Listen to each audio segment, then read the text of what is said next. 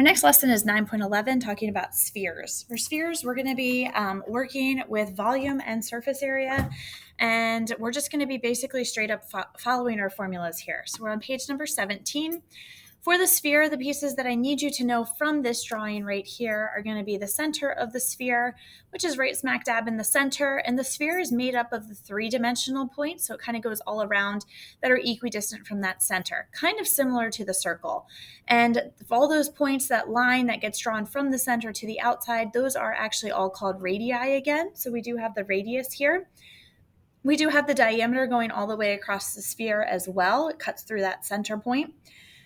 Your radius is still half of your diameter when it comes to a sphere. The other thing that we do have is what's called a hemisphere. So if we actually split it right down one of those diameter lines and we cut it directly in half, that's going to be called a hemisphere. On your gold formula sheet, you'll see that you have two formulas for spheres. We have the volume and we also have the surface area. So those are going to be our two formulas that we're working with for this lesson. In the first two examples, we're just finding the volume and the surface area of each of the spheres here. So for the first one, our volume, our formula is 4/3 pi r cubed. And notice that that radius gets cubed now because we are talking three-dimensional. In the picture here, we do have from the center to the outside. So this is a radius here. So we're going to do 4/3 times pi times 12 cubed. And we can go ahead and put our answer in terms of pi if we want to, but for this lesson, for the sake of time, we're just going to jump right to that decimal version. So I'm going to do 4/3 times 3.14 times 12 cubed. On your calculator, if you do not have the cubed button, you can use the little arrow that kind of goes up. So you're going to actually type it in 12, and then you'll use the key that looks like this, and then put the 3 next to it, and that'll raise it to the third power for you. When you multiply those together, you get 7,234.56, and that is cubic yards then. Surface area, we are doing 4 pi r squared as our formula.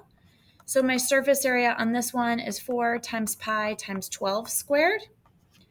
So I'm going to just, again, jump right to that decimal. So 4 times 3.14 times 12 squared. That's going to give me 1,808.64 square yards because it's surface area. For this next one, please note that this is in fact a diameter. So in order to get the radius, we just have to split it in half. So our volume is 4/3 times pi r cubed. So we're going to be doing 4/3 times pi times 9 cubed here. Multiplying those together, you're going to get 3,052.08 inches cubed.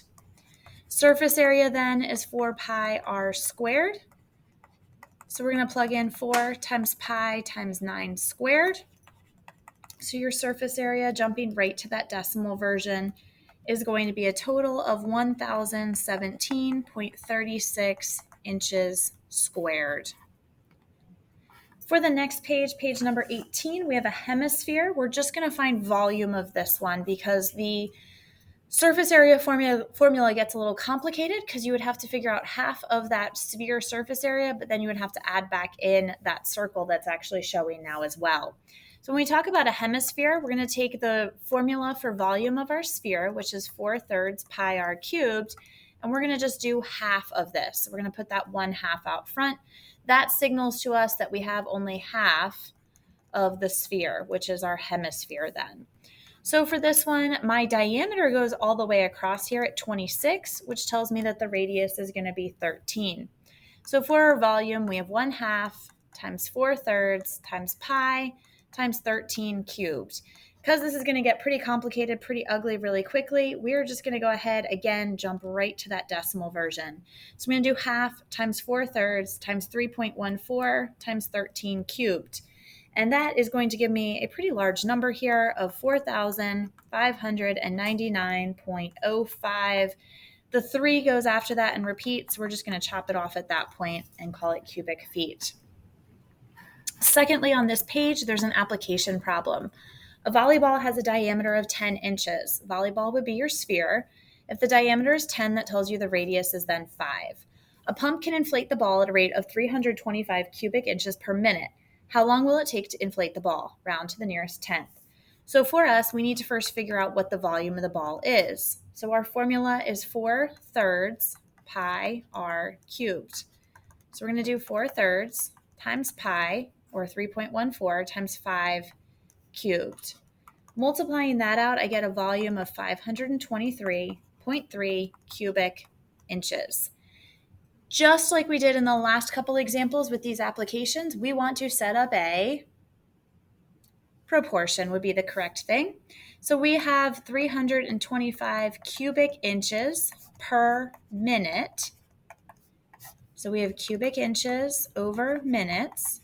And we know that the volleyball holds 523.3 cubic inches. So we're trying to figure out how many minutes that'll take. Cross multiplying, I get 325x is equal to 523.3. I'm going to divide both sides by 325.